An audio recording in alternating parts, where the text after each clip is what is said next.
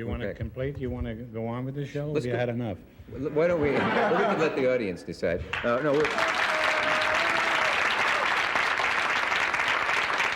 That's not a fair test, Dick, because they have no place to go. That's true. I didn't get to ask you about the rumor that you were running for governor, or somebody asked you to run for governor, or something like that. Yeah, I'm sure in that's California. They wanted me to run for governor. This is pre-Reagan, or Reagan, he prefers.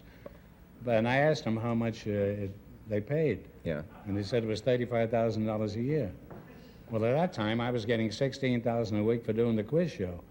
Mm-hmm. So I told him, unless they could raise it to that sum, forget about it. It's a true story. Yeah. You don't want me to sing anymore, huh? Oh, I love when you sing. If I sing, yes, you're singing. You haven't got any time to talk, and I'd like to hear you talk. Oh, listen, I'm here every night. I'm not. If you had it to do over, would you do anything different? There were rumors that you once wanted to be other things besides a performer. I wanted to be a doctor at one time. You did? Yeah, horse doctor. No, really, I wanted to be a doctor, but that was before Medicare. I wouldn't do it now. In those days, the doctor could keep all the money he made. Now he keeps about 20%. But what they've done, the doctors, they've raised the price of everything. Mm-hmm. So if you go and get your leg sawed off, it used to cost maybe $85. It'd be about $140 now. It's hardly worth it, is it? No, it's hardly worth it. For $200, I'd seriously consider it. Or both legs, then I could say I haven't got a leg to stand on. You know? They keep writing books about people of They're writing the time songs of love, but not for me.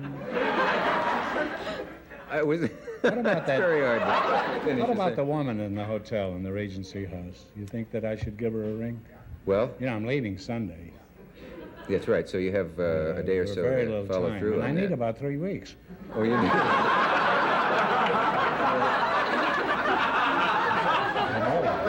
Is this a constant in your life? Women accosting you like that? Yes. Yeah.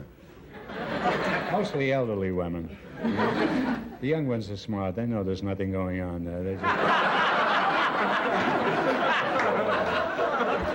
And it's funny, hard to be... I tried to make the stage manager a little while ago.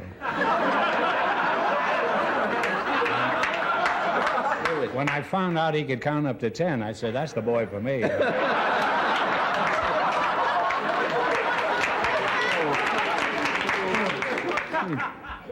You know, you're one of the best and wittiest conversationalists.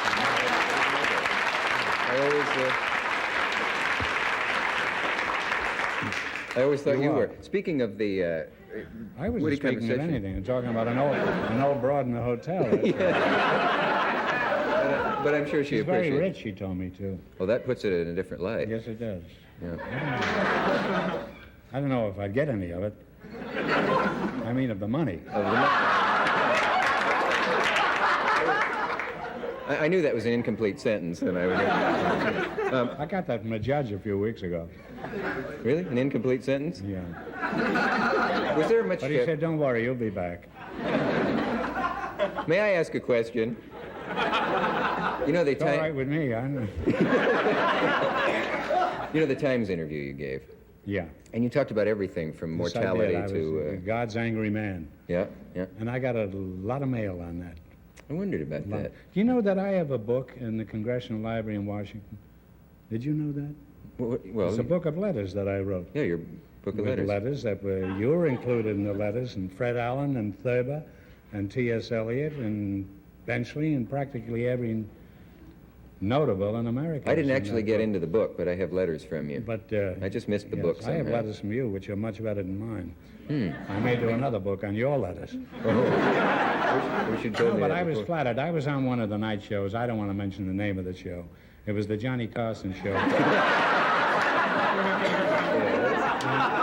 I had mentioned that I had written a book of letters, it's called, by Groucho Marx, with all these notable people on.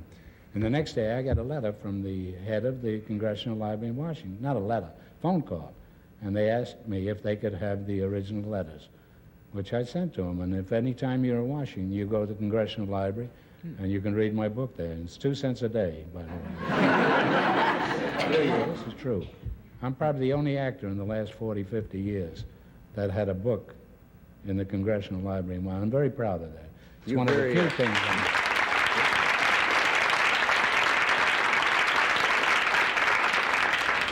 You know, you're very highly regarded among the literati. It's not that you write well for an actor, but that you write well for anybody. I wrote for an actor a few weeks ago, but he didn't come on. No, I guess you'd call what you'd call a self-made man, which is a sad description of a man. You know, I didn't finish public school, and I've written 5 books, and I've won the library in Washington. Yeah. And they say, you know what they say, self-praise is no praise. Well, let's forget this and get on to something dirty or obscene. Or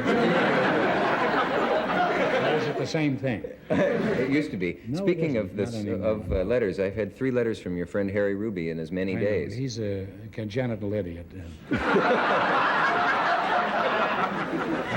And a compulsive letter writer. He is. Harry Ruby is the great songwriter also. I thought I'd slip that in. He's a great friend of mine, too. Oh. And he's written virtually all the songs that I sing. Lydia is one of the few songs that I sing that he didn't write. I would like to sing Father's Day, which he did write, but apparently we have no more time. Why not? We're way over. Let's do it. Sure.